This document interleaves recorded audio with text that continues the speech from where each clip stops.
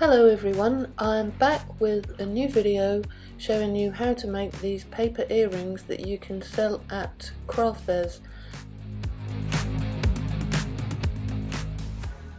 So if you want to use my free printable to do this, this is what it looks like, and you can get it over on my website, which is www.funcraftstodoathome.com. And once you've downloaded it and printed it off, you can use it to complete this tutorial with me. You can make 15 pairs of earrings from each A4 print, so that means that you can sell these at a good profit. There are 15 different 1-inch square designs. I have repeated this 4 times so that they print out onto one A4 sheet. I've done this because I think that most people have A4 paper and perhaps don't have 6x4 paper laying around. So that's the 6x4 inch area with the 15 designs on, and I have simply copied that 4 times so that it will fit nicely on one A4 sheet. Now here you can see on the left I've printed the designs out onto plain paper, and on the right I've printed them out onto watercolour paper.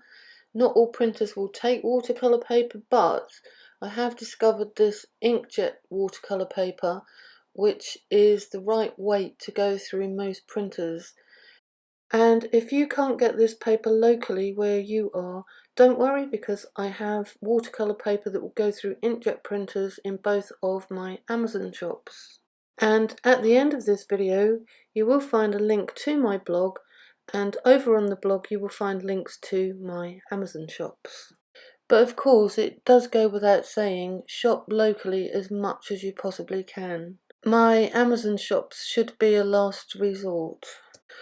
Okay, so this is what the free printable will look like once you've cut it up into 4 sections.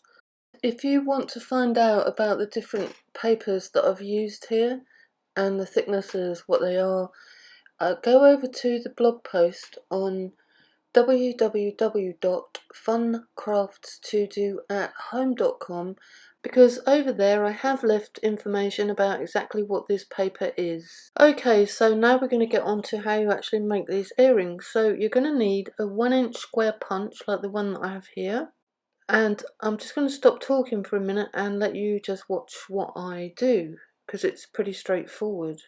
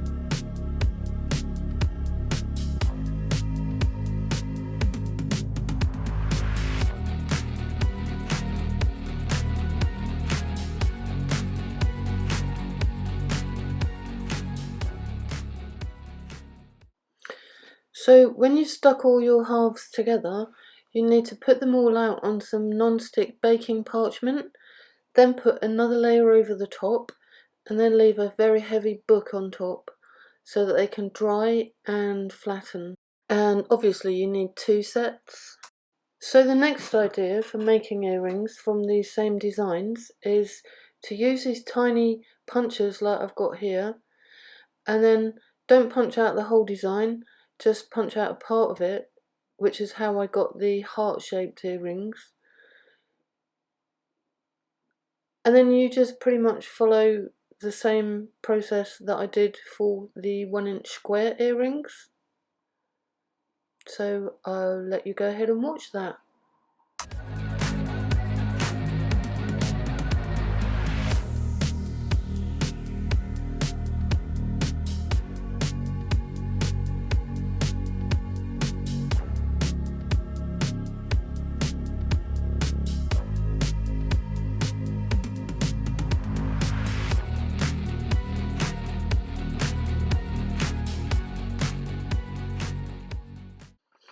So there is a slight difference in the way that I made these ones as opposed to the 1-inch earrings. Instead of having the colour design on the front and the back, I chose to have plain watercolour paper on the back of these smaller earrings. It's up to you. Obviously you can have double-sided earrings if you want to. And as most of my regular viewers will know, I'm an absolute fanatic about colouring the edges. So that's what you've been seeing me do for the 1-inch square ones, and I've done the same for these ones as well. You're also going to need a pair of these Euro punch pliers that punch a 1.8mm hole into your earrings. Now obviously you don't have to have one of these pliers, you could make a hole another way, but it's just so much neater and quicker if you have got the right tool. So now it's time to put a glossy hard coat onto the earrings, and I'm using Dimensional Magic. So this is a doming mat that people use when they're doing resin crafts, and I found this really helpful to use when I'm putting the Dimensional Magic onto the earrings. It helps if the Dimensional Magic flows over the sides. So I started off using this large doming mat, the red one that you can see under here, which was fine for the 1-inch square earrings. It wasn't so good for the smaller earrings, as you will see in a moment. So to put the Dimensional Magic on, just do what you see me doing here. You just put a big dollop in the middle of the earring, and then you tease it to the edge with the toothpick. And having it on the doming mat just means that if any of the Dimensional Magic does flow over the edge, it's not the end of the world. And you can see I just dumped a bit there. So what happens is it just dries, and because it's a silicone mat, all you do is you just peel it off. But you can see I am having trouble here with keeping these smaller earrings on top of the points. But then I remembered I had actually got these flatter doming mats, so I went and got those out and transferred everything onto the flat mats, and it worked so much better, because with the smaller pieces everything kept falling through the points of this larger doming mat. So if you do choose to use these mats to put your Dimensional Magic on, then I strongly suggest you get the flatter mats. Oh, and make sure that you get any bubbles out. And whichever glaze you decide to use, you do need to make sure that you get it all the way to the very edge of each earring.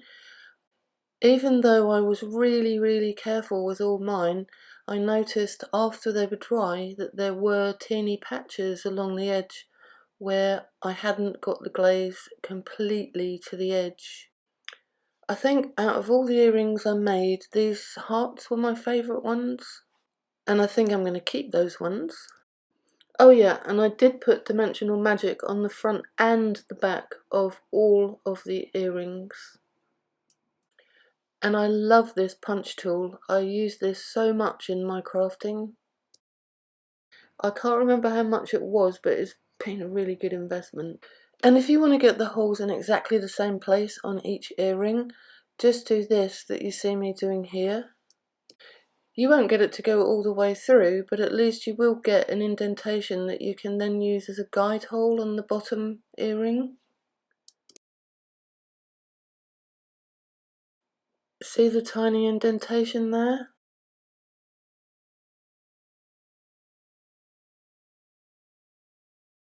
So all that's left to do now is to attach your findings to each earring.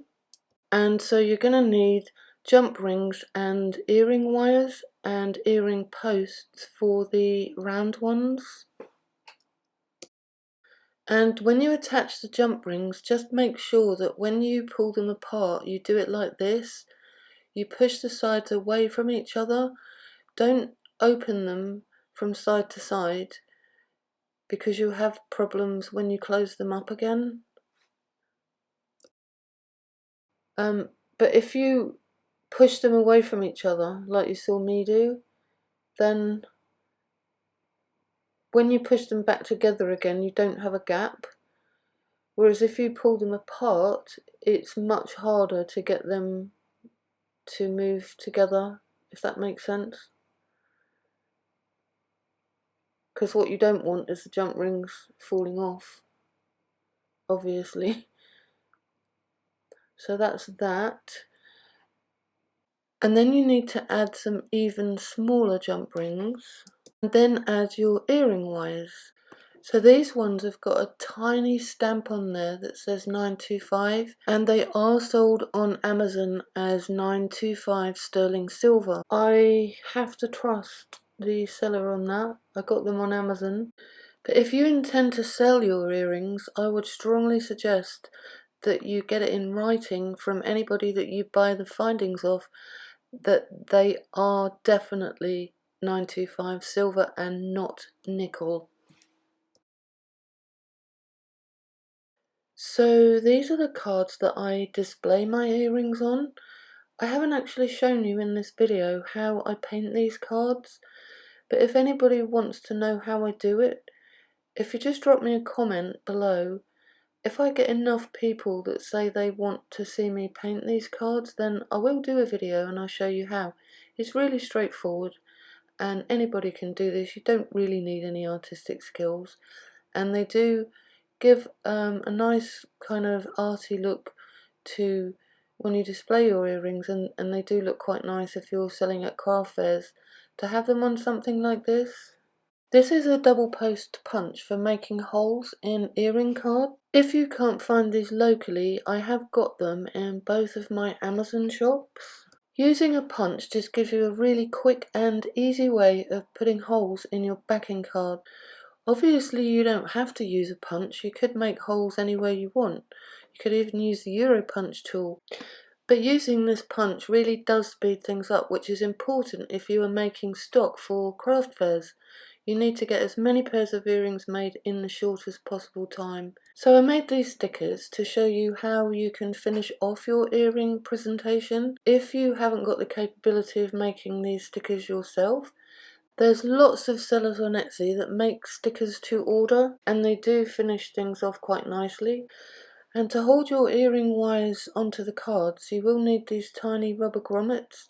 Now, these usually come with the packs of earring findings, so just make sure when you order that these rubber backs are included, because they stop the earrings from flopping around on the card too much.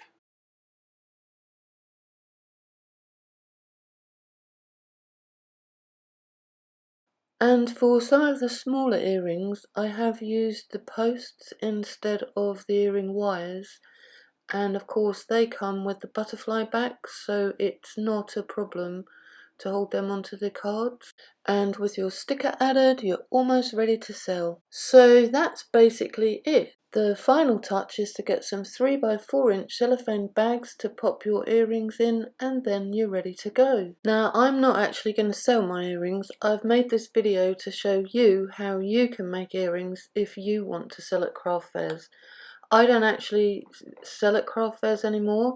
I don't have the time, but for younger people, this is a good product to sell because they're quick to make, they're attractive, and you can sell them at a good profit. So if you feel like you want to have a go at making these earrings, go on over to my website www.funcraftstodoathome.com, get the free printable and follow the instructions as I have told you here. Anyway, thanks for watching, and if you did enjoy this film, please consider giving me a thumbs up and maybe subscribing to my channel, and then you will get notification of all my new videos. Bye for now, and I will see you again very soon. Take care, everyone.